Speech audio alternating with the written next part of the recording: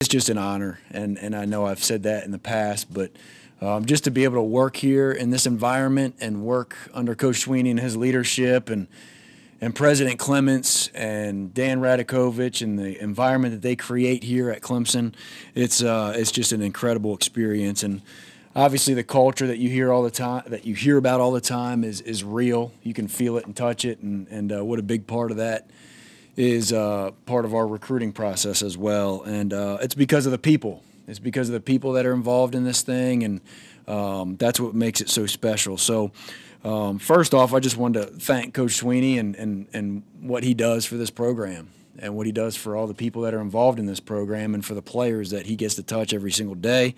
This staff that I get to work with, incredible. You talk about a group of passionate men that go out on that recruiting trail, and there are no egos. There's no egos. It's not about getting a raise or getting whatever for signing more guys than the next guy. It's about a team effort. And you look at this board and the guys that we signed. You can put 2 or 3 names on most every one of them. And then whenever they get here, it is so critical to be around this place in the recruiting process, obviously, but it's because of all the support staff that we have that are really, really involved, and they don't get the recognition, but they're so involved, with the GAs and the player development guys and the analysts and the student workers that spend all kinds of time in this building, not just doing football stuff, but helping us in recruiting. And when we have guys on campus that are helping us, not just organize, but just to be around them and just to make sure that they feel like they are part of a family, make these families feel like they're part of this thing. And guys like Brad Scott, incredible influence on the recruits that we get here. Woody McCorvey, what a mentor to every one of us in this building.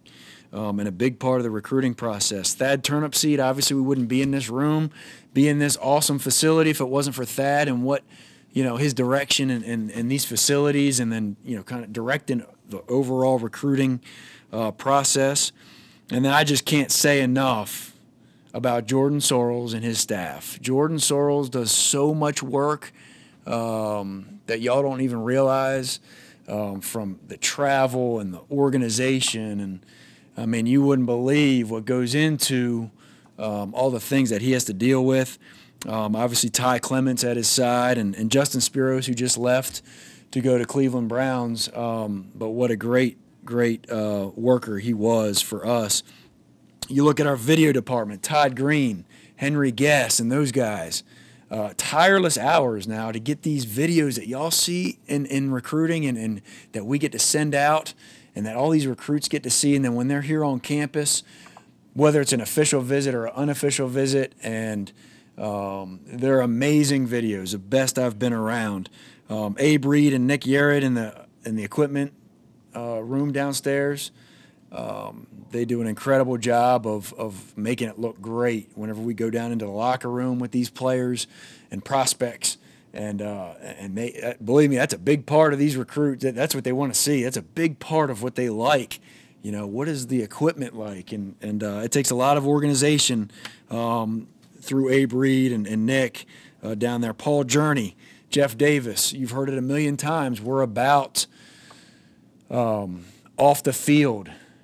What we teach our players, what we teach them to help them get ready for life after football, and how important that is, and what Paul Journey does with Jeff Davis, Rashard Hall, and Savannah Bailey, it's incredible. Our players love going into their offices every day and just communicating with them and creating that bond with Paul Journey. Alex Bina, who works downstairs in our new science lab, he does an incredible job. That has been an eye-opener for our recruits to come in here and see what we have to offer for recovery for our athletes. Donna McCain down in the Paul Bistro and what she is able to do with our nutrition is incredible. and Paul, obviously, a big part of the nutrition and just making sure we're on track. Danny Poole, a big part of our tours is obviously going through the training room. The moms and dads and the parents, they want to know what's going on in that training room and who's in charge, and he does a great job. Obviously, academically, Matt Lombardi and his staff over at the Near East Center, every time we have a visit, official or unofficial, we go over there and make sure we sell that. And obviously a big part of who we are. Strength staff with Joey Batson, incredible. I mean, Joey's been here for 20-plus years, was here whenever I played here. So just an incredible resume that he has, and just a greater person, not just a great coach, but a greater person, great heart. And these kids love him and love the opportunity to meet him on these visits. DJ Gordon, Mike Dooley, all are a big part of it. Jennifer Benton, I'll say this, she works tirelessly in the back there with travel, trying to get us all of our flights and all of our rental cars, and comes and helps us with our travel receipts, all the stuff that's time consuming. She makes it so much easier. And I know I stand up here every year and say this stuff, but it's important that those people hear that from me and from Coach Sweeney, just how important it is to thank them, because they do a lot of work. And sometimes they get unnoticed, but they are incredible, and we couldn't do it without them. And so I just wanted to reiterate that to you all before, I really open it up to questions. I know Coach really hit on a lot of our recruiting stuff with some of the numbers, so you all have that, but just really wanted to open it up to questions from you guys, if there are any that I can answer. Brandon, Tyson, you have one quarterback taking this class. What is it about him that you saw in the recruiting process that made you want to offer him and take his commitment? Yeah. Well, number one, as you know, how I do recruiting with the quarterbacks is I want to make sure it's the right fit. I mean, we all do as coaches here at Clemson. We want to make sure it's the right fit, but I just want to be very thorough and make sure that they understand the process and they understand not just the football piece, but the things outside of football. Just want to make sure that they have the character that can fit in our room. My quarterback room right now is as good as it's ever been as far as the character and work ethic and just being great teammates. And so when I got to meet Tyson for the first time and/or talk to him on the phone for the first time, I could tell immediately how grounded he was and how he was brought up from his family, and just a neat family guy. And that's what we're about here, obviously. So that was the initial part. Obviously, you watch film and you kind of check that box. Why? Why did I check that box? Well, when you watch the film, he makes every throw that you need to make, whether he's in the pocket or on the run. He escapes the pocket. He's a great athlete. He's 6'4", 200 pounds. And he'll be 220 before long, So he has all of those tools that you really love to have. He has similar things that Deshaun had, coming out of high school, as far as the athleticism and being able to throw the football. So very, very excited about Tyson. And in the recruiting process, was able to go up to Connecticut a couple times and just kind of watch him play basketball and get to know him a little bit, and then got him down here for, I think, early spring last year for the first time with his family, and then he came back for the spring game, and that's when he committed. And it was a neat day for him and for us to get a kid like that. Coach, when you have a true freshman who did what Trevor did, does that just take recruiting to another level? Yeah, it really does. I mean, I think anytime you have a guy that's in the spotlight like Trevor was throughout this whole season, and to be able to handle the spotlight like he did and be so successful, I think is very intriguing. And then obviously, when you see who he's able to throw the ball to, and you see who is blocking for him and running the ball and so on and so forth, it's very intriguing. And it's fun to go out there throughout the recruiting cycle and sell that to these guys. It's so easy to sell it. I mean, it's just facts, and it's easy to. I think people, when they watch us, they see the passion, they see the talent. But then when you go into schools, you know, it just makes it that much easier because of what we've been able to produce here and the type of kids that we have. Brandon, when you're out recruiting, how much of a factor, you know, Clemson has a well-deserved reputation as wide receiver U. Yeah. I mean, when you're out there, do you hear from potential recruits saying, I want to continue that tradition, be a part of that? Yeah. How much Yeah. does that weigh in? Well, it's funny you ask that because, I mean, honestly, you can pick the position and it could be QB, it could be running back U, it could be O-line. I mean, it really is turning into, you know, we've had unbelievable wide receivers here and continue to have unbelievable wide receivers. But I think all of us coaches could argue, heck, it could be DBU, it could be, you know, it could be any position. But, you know, kind of like I was saying earlier, when you have those special players that we've had in the past at receiver, and they know the facts of what they're going to get here as a student athlete and the degree that they're going to get from Clemson University, and then the opportunity that they're going to have to play at the next level, and the stats that we can show them, the guys that we have in the NFL, I mean, it's incredible. So it just makes it that much easier, and there's just proof out there that there's not a better program to do that for. And so it makes it very, very intriguing. And then for me as a, you know, the quarterbacks coach, being able to go out there to, you know, all over the country and sell that. I mean, that is such a big selling point for me with quarterbacks to say, listen, you need to go and compare who you're throwing to, you know, with us and whoever else you're looking at, because that's a big part of it. Deshaun Watson and Kelly Bryant and Trevor Lawrence and those guys that I've worked with here, they have been great players. There's no doubt about it. They're special players. But the guys that they're throwing to make them even that much better. And just being able to have that is a very big security blanket for the quarterbacks and to recruit quarterbacks like that. Brandon, obviously 2 years ago, it meant a lot in recruiting to outlast Alabama and to you know, win a championship.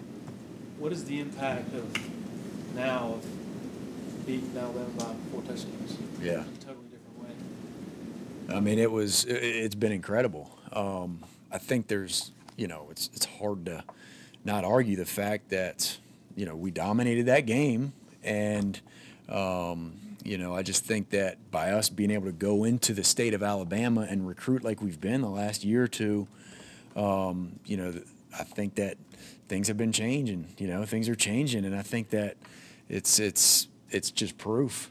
Obviously, Alabama's an unbelievable program, but we're the best one right now, and it's hard to argue that.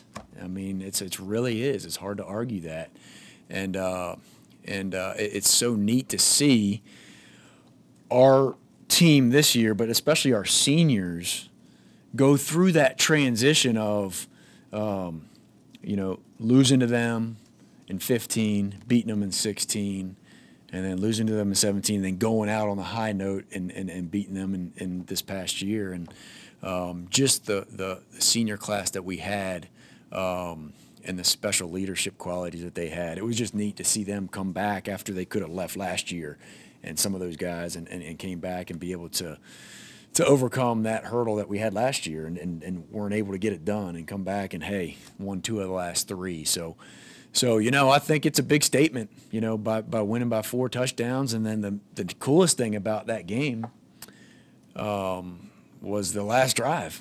I mean, over a 10-minute drive, longest in school history, started on the -1, ended up on the 5 or 4 yard line, and just stopped playing, you know, to let the clock run out. Pretty special. Kind of on a similar note, with so many recruits wanting to look at Clemson right now, how often are you guys hearing from Dabo Sweeney regarding the 2020 class and even beyond? Slow down.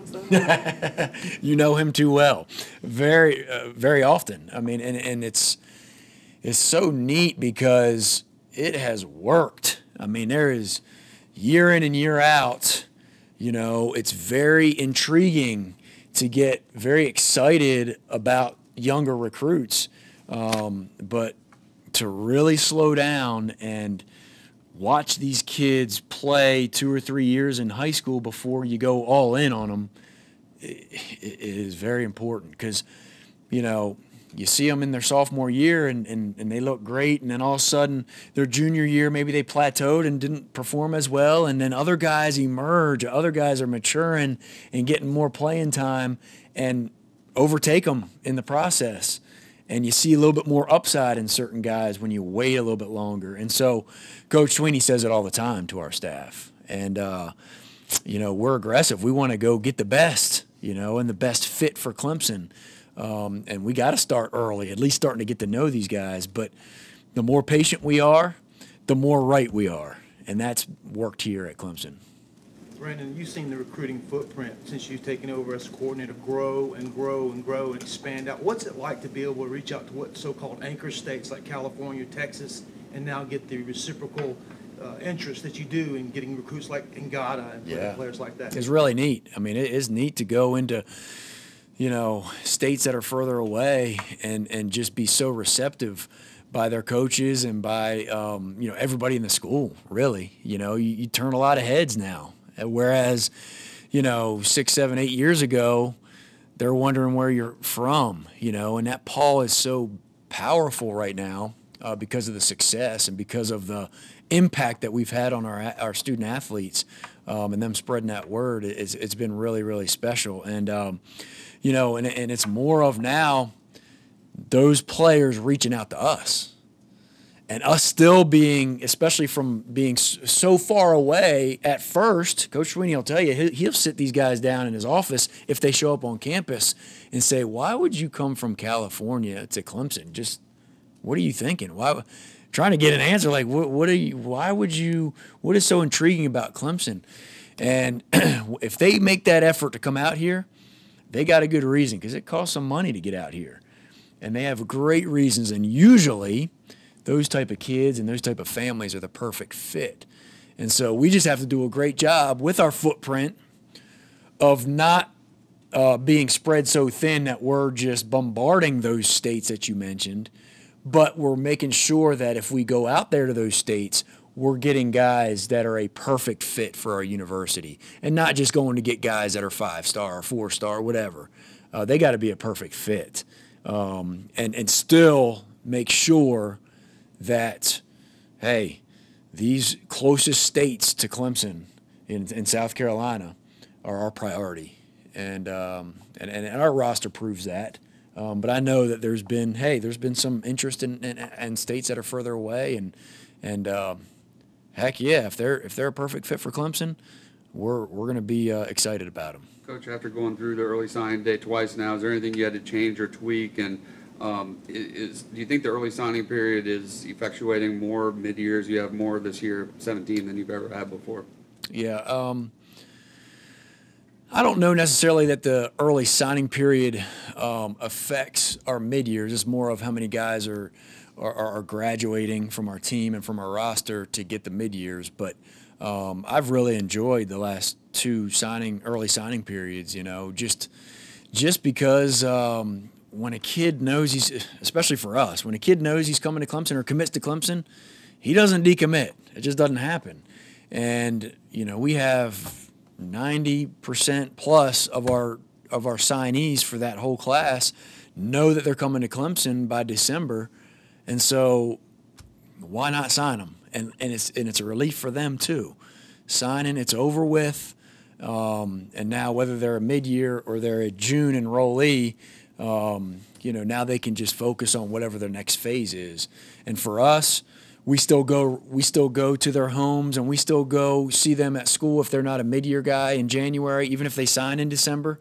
All right, but you know, it's not nearly as nerve-wracking to hold on to those guys because they've already signed. They know where they're going. So I think it's been good on both ends, and everybody's got different opinions on that, but I think it's been really good for us as coaches. And, you know, I believe the signees and the student athletes like it better too. That's just my opinion. Now, there have been some situations where, you know, signing day, what day was that? The 21st maybe of December, somewhere around there.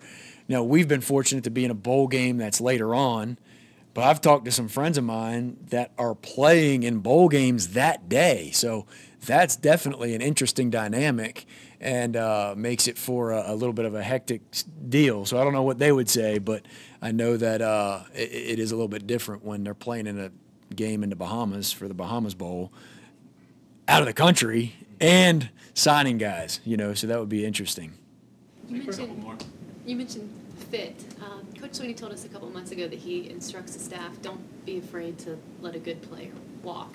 Is that ever intimidating, or do you ever worry if you're letting the wrong guy walk out the door? Great question. No, to be honest with you, because, Coach Sweeney makes it very clear, that the number one thing is the fit. And don't worry about making someone or coaches at that high school or anybody feel bad about cutting a guy loose from recruiting him anymore, as long as we understand that, hey, he might not be the right fit for Clemson, and we hear a little bit more about him every time we go to that high school and we see that he is a fit or he's not a fit, because we ask more and more questions the more we go. And so, with our job in recruiting, we got to be right. And we definitely have pressure on us to be right, but we need to be right, especially with the fit piece. All right. And obviously you check the boxes with the talent, but man, if we're not right in the fit for this university and for our culture, then they'll stick out like a sore thumb, and we don't want to be a part of that. Brandon, how has Trevor handled himself the last few weeks? Because, what he's accomplished is not average, so it'd be easy to kind of blow up and things like that. Yeah. And did you have any concerns at all about how he'd handle it? No, I really didn't have any concerns, and I really don't, just because of who he is as a person and, where he comes from with his family, to be honest with you. This kid is driven and focused and honestly doesn't care a whole lot. I'm sure he's excited about getting some of these accolades, but he just wants to win and be a great teammate. That's what he wants to do, and be an awesome student here at Clemson. That's what this is the phase of his life where he just wants to be at his best one day at a time and take one day at a time. And so it doesn't surprise me at all how he's taken the success and the notoriety and the spotlight. I recruited him since he was in 9th grade, so I've known he and his family for that long, and I just knew that the poise that he has and how grounded he is, and then throughout that whole process of recruiting him, he was the easiest recruit I've ever had to recruit. It was so easy because he knew what he wanted, he set his goals, and he went out and attacked them, and he knew what he wanted. It was like Deshaun, and I didn't recruit Deshaun, but that's what I heard about Deshaun. He knew what he wanted. He set his goals, and he went out and attacked them, and he's so laser focused. And it was just impressive to see him go through the season, though. And it didn't surprise me, but still to know that he was a true freshman and to go through the season and do what he was able to do on a big stage just shows everybody out there that he's such a poised kid and driven. So he hasn't shown up in a limo to meetings. Not yet. Not yet. But just a great kid. And like Coach Sweeney said, we haven't been around him much. I've seen him probably 2 times, maybe 3 times since we've won the national championship. So I saw him quickly walk through there today. We're going to have a quick meeting after our team meeting, so we'll be able to regroup. But we're already on to next season, and Coach Sweeney does a great job of making sure our players and our coaches and our staff, we got to start over. What you did last year doesn't matter. The confidence helps from last year for sure, but you got to reprove yourself. So you got to re-earn it one step at a time, one day at a time. And our guys, talking to Coach Batson and the staff down there already, these guys are attacking it. So we got some go-getters. So that's who he is. That's what Trevor's about. And already got goals set up for them, and they put their own goals out. So it's pretty neat. All right. Thanks, everybody. Thank you. Thank you.